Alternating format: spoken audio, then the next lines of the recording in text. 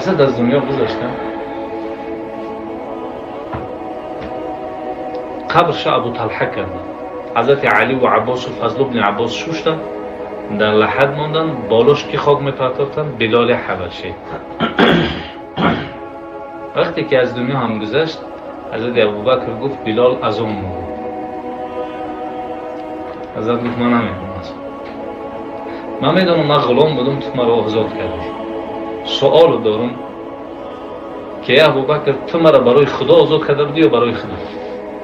گفت بلال برای چی سوال میتی؟ گفت اگر تو مرا برای خدا آزاد کرده باشی من غلام میتیم، بگو من از آن میگم. اگر تو مرا برای خدا آزاد کرده باشی دیگه مرا هم نمیتی.